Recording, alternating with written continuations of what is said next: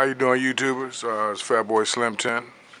Today I'm doing a video on my Dan Wesson 2.5-inch silver revolver. I've done some mods to it. I've cut one coil off the valve spring, polished and ported the valve stem. It has an adjustable hammer spring, and I polished the trigger and the trigger shear, the whole action.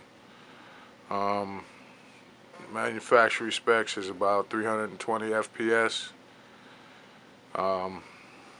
This shooting a little higher than that with the mods I've done to it. I'm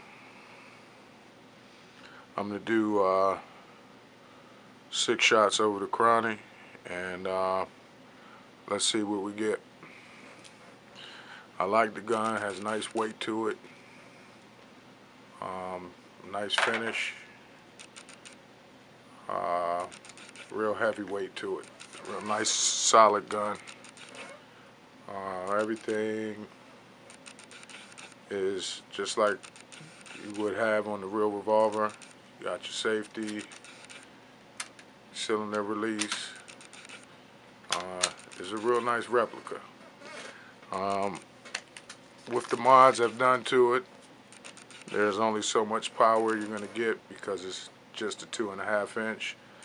So the CO2 escapes from the barrel easily. It doesn't have that long to travel in the barrel. But enough babbling. I'm going to go ahead and load this up. Here are the shells with the BBs in them. I use Daisy zinc coated BBs. So enough talking. Let's go ahead and load this up and get 6 shots over the CHRONY.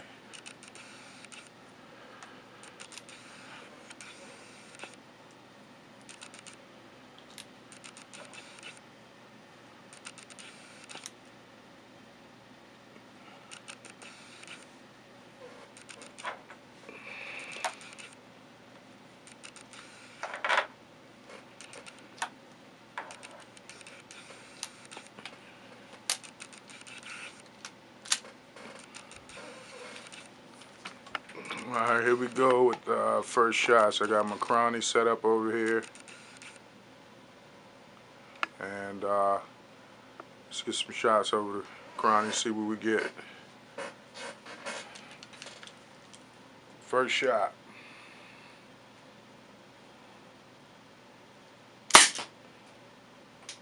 .316. Second shot. 329. Third shot. 337. Now I'm going to go ahead and turn my screw in a little bit to add a little tension to the hammer spring and see if it boosts it up any.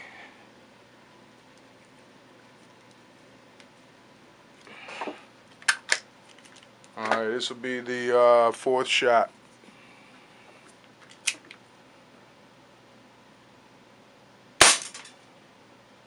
Alright, we got 360 by turning in the hammer spring a couple turns.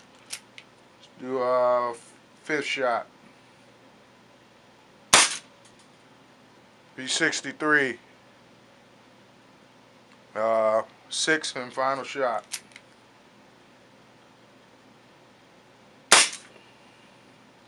367.